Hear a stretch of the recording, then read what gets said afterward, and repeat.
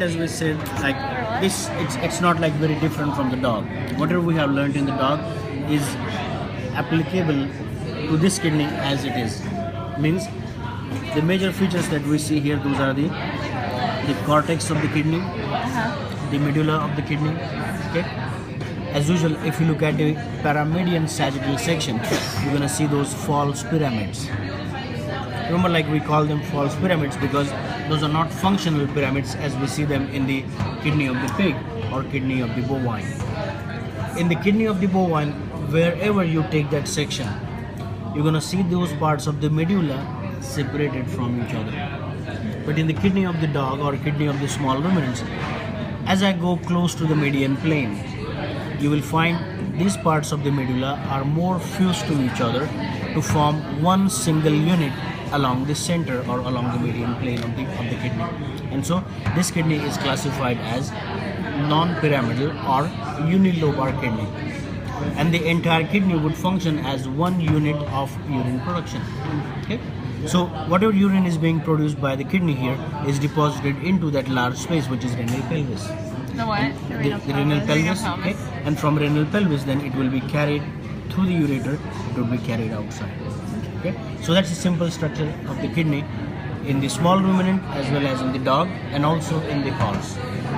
So what type of kidney is that? It is unilobar or non-pyramidal, because there are no renal pyramids, or even if you see some, these are the false pyramids.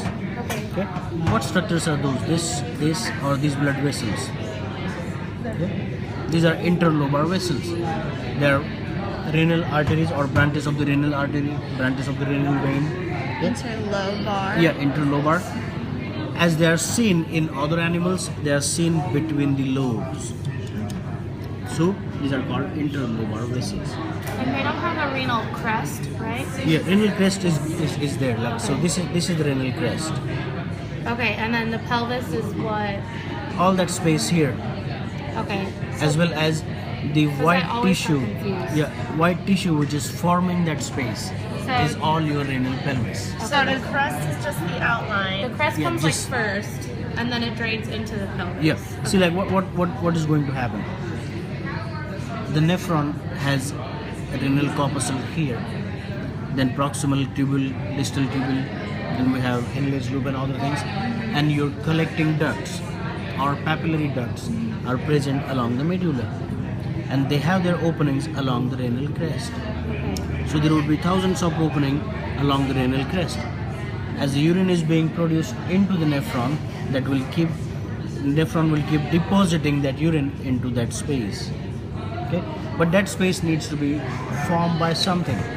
Okay, so we have the tissue, whatever white tissue you see there, which forms that collecting area is called pelvis.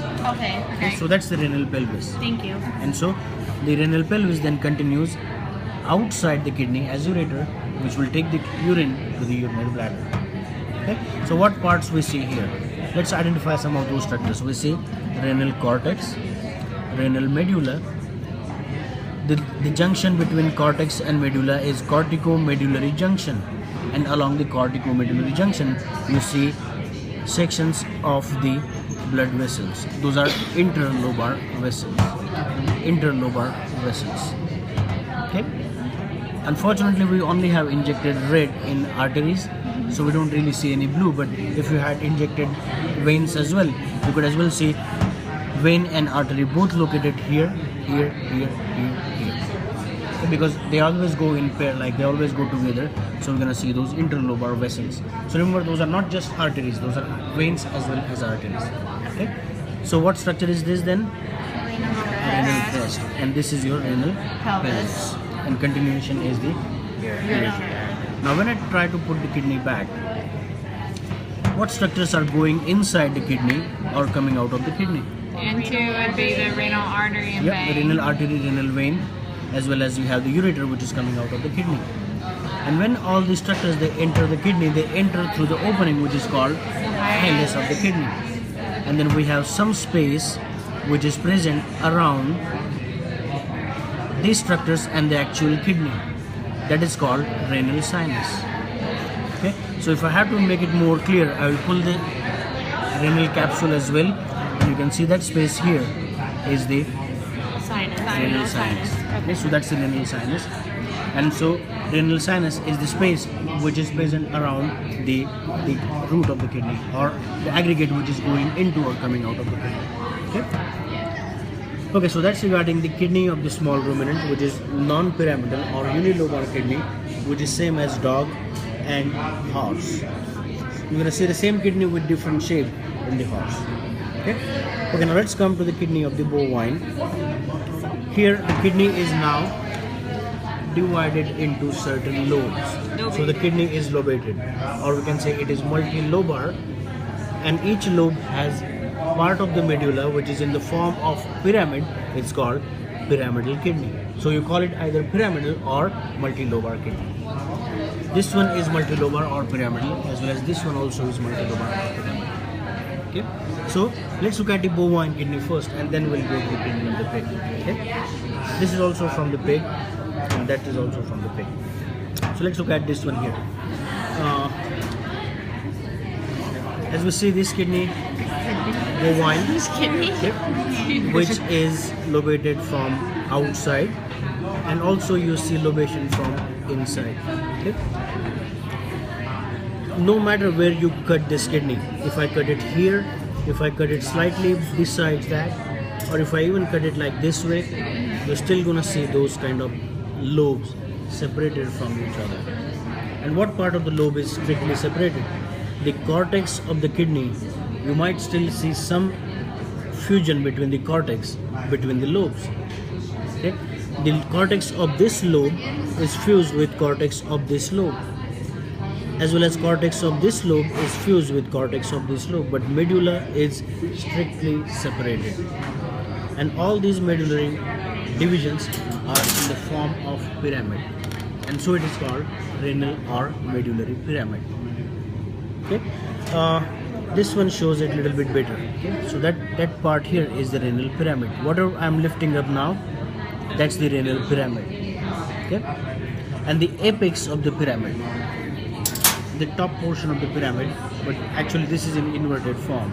Okay. So the apex of the pyramid is called renal or medullary papilla. Okay. So this is renal papilla or medullary papilla. And now this one lobe would function as this entire kidney. See, cortex, medulla, crest. The urine is being deposited along the crest into the pelvis. Cortex, medulla, no crest, but we have renal papilla, at which all the papillary ducts, they open and deposit the urine. And where the urine is being collected? Here it is collected into the pelvis. Here it is collected into a smaller funnel or smaller collecting area, which is minor calyx.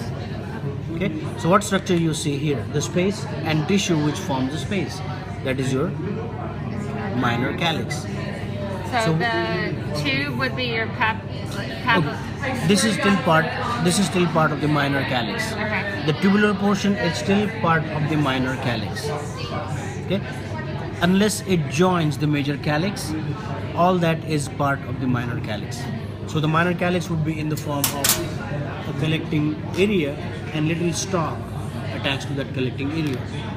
And that's why it looks like that, a branch or a stick with a lot of flowers on that one. Remember, like the diagram in lecture notes, where all the other kidney tissue has been removed and we only have major calyces and minor calyces in place, and that looks like something like this.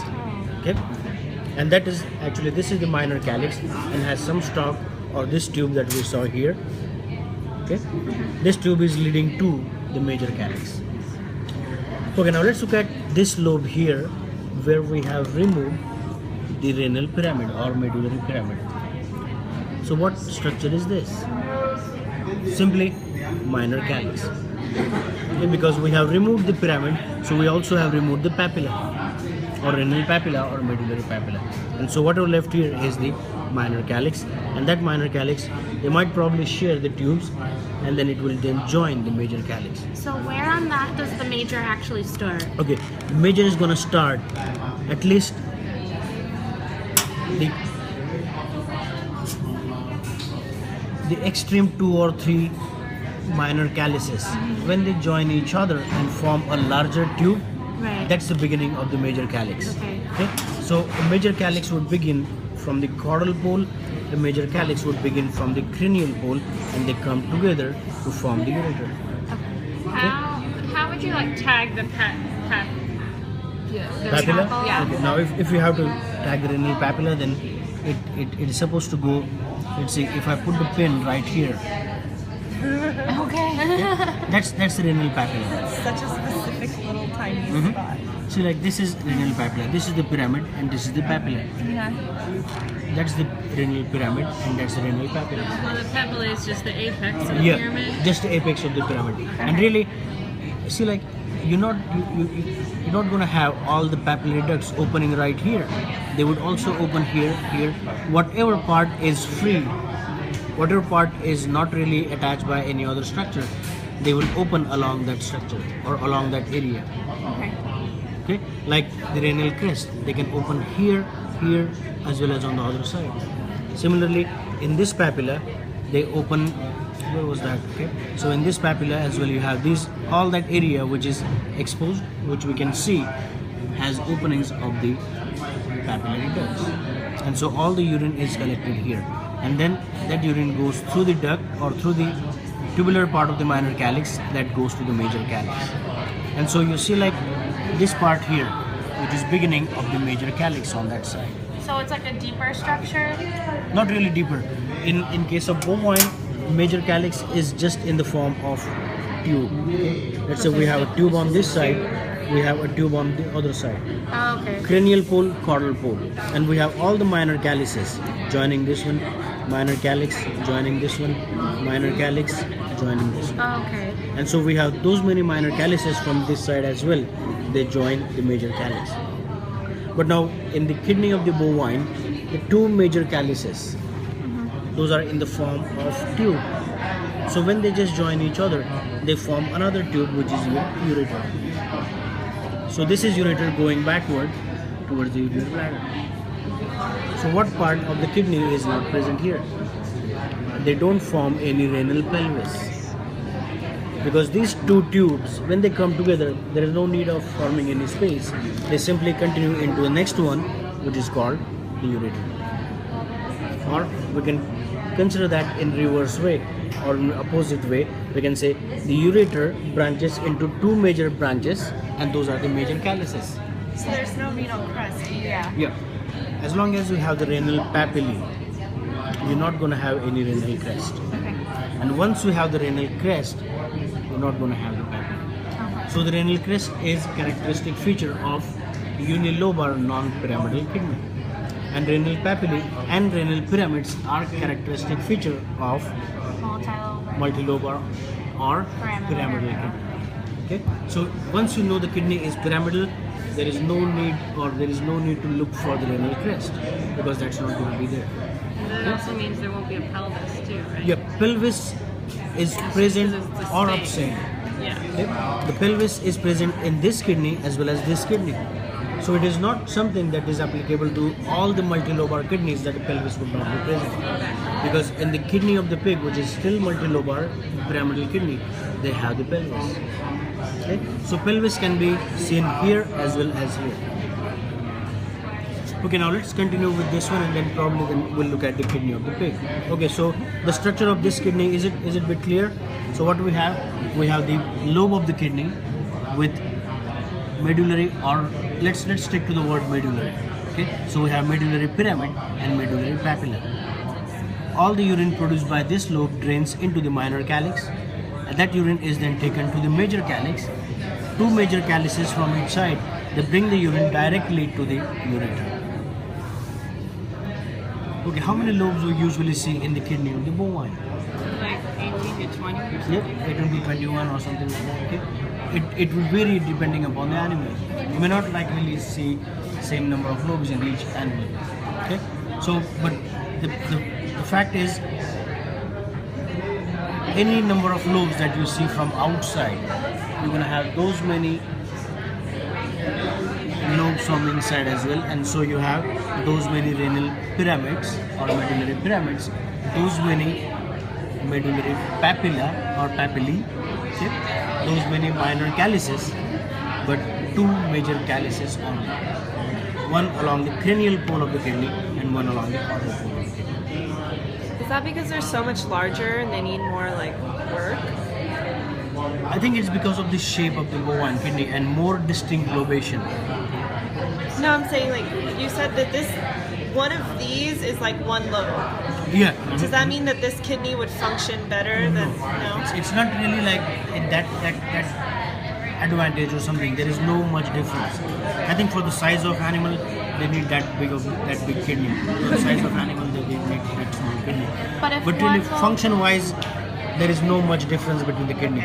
But if Yep. one lobe fails, it's not like, is it detrimental or? It's still detrimental. Okay. See, because that part of the kidney is not functioning properly. Okay. Means losing a lobe, it's still detrimental, or that is still like affected part of the organ. Okay, yeah, that's what I. Is it like? Yeah, one should It's not like like they have even- so many, or if they lose a couple, I it's think okay. It's not going to be like that, because Okay. once you lose that lobe, then you lose part of the kidney or functional part of the kidney. So that's going to affect the Okay. overall milk production. Okay. And also there is no any limitation on spread of infection from one lobe to the other. Okay. See, those lobes are not divided from each other by certain trabeculae or any kind of septum or any kind of membrane. Those are only divided because the medullary pyramids are separated from each other. We see here the cortex is still fused. So if the infection starts here, it goes in this part of the cortex, and then it can go on the other lobe as well. And similarly, in this kidney, infection starts here, it can spread on both sides. Similarly, it can possibly here. Okay? If you look at the inner surface, is like maybe because of more distinct lobation in the bovine kidney, the major calyces are in the form of tubes. Okay? Okay, now let's come to the kidney of the pig. If this is clear, if the structure of the bovine is clear, okay? And then let's move to the kidney of the pig. Now the major differences here are the kidney externally does not show any lobes, but internally it shows lobation. Because the medullary parts are separated from each other. So this is separate from this is different from this, and that. Even in this specimen you see, this part is different from this one. You see some space there between them. This part is different from this part is different from this. Okay? And so what they did after having, or maybe after harvesting this kidney, they put latex into 3 different tubes or 3 different parts. Blue in the veins, red in the arteries, and yellow in the ureter. So the yellow latex is going, or it's gone, to the spaces where usually you find the urine. Okay? Which are the urine collecting spaces in this kidney.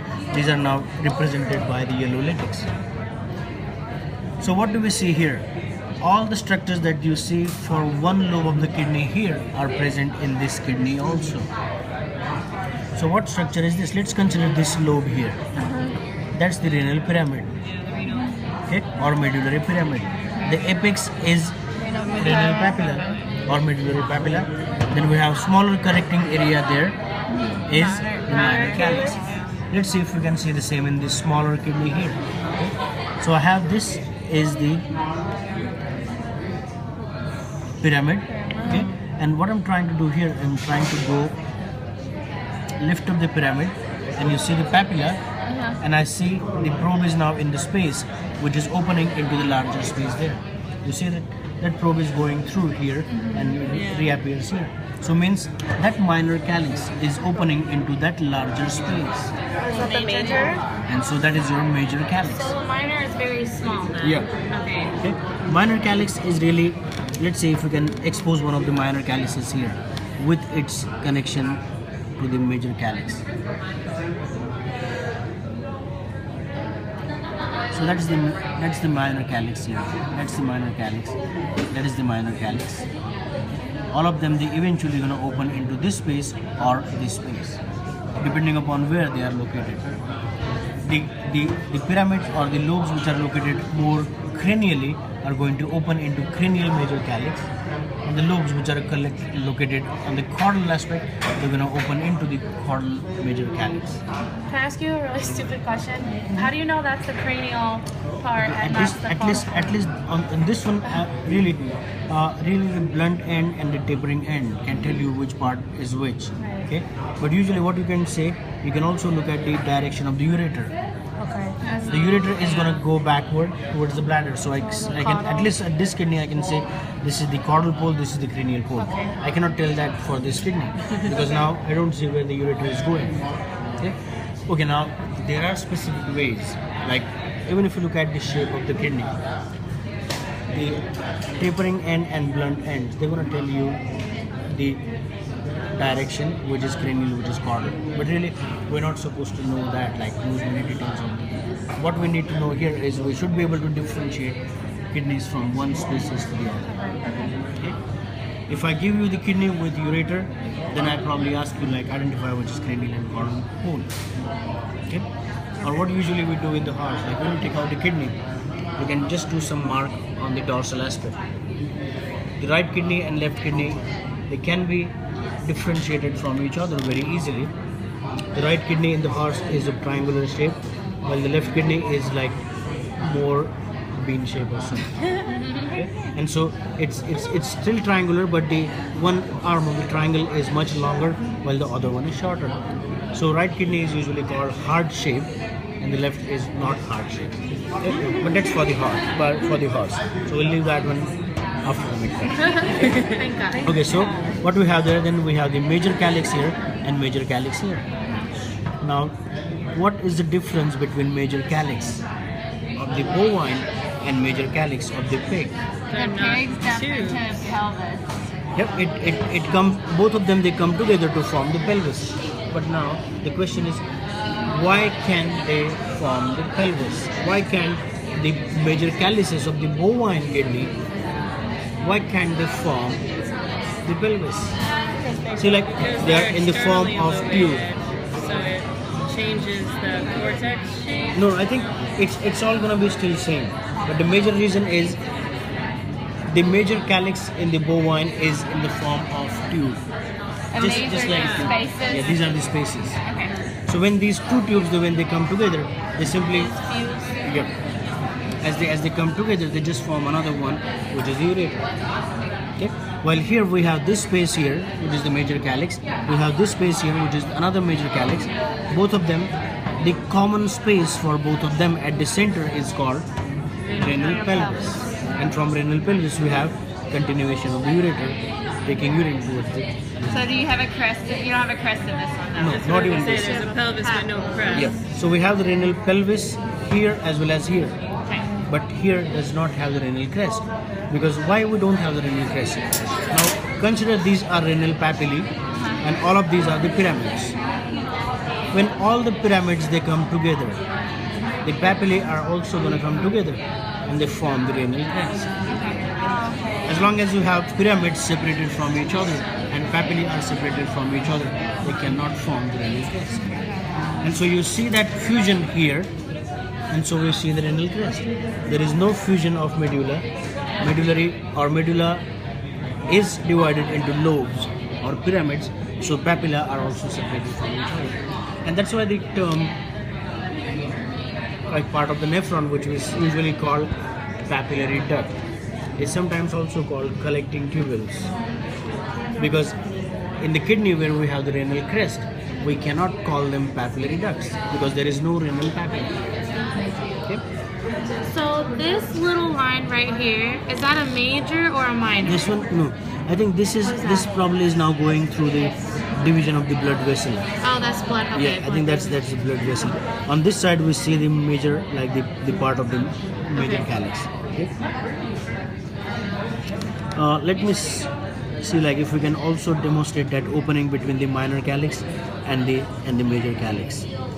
What I'm trying to do is like go into the one of the major minor calyces, and we can then lead to the minor calyx. See, I'm going from this space and I can enter this one here. So the space which is present on this side, all of that is your major calyx. Okay? This is also all major calyx because I can go into the minor calyx here, and I come out into the major calyx. So if you like stuck the pin right here in the middle of them, though, that would be the renal pelvis. Yeah, what about let's try answering these questions.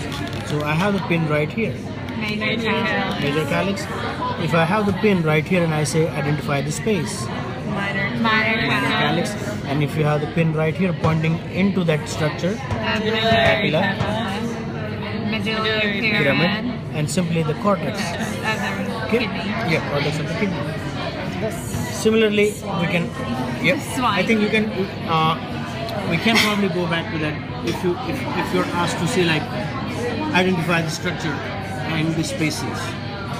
Okay? If you're just identifying the structure, then you don't really You don't have have to to say the species if you don't ask not for it. every time, not every time. But like usually, what I advise, whenever you see any isolated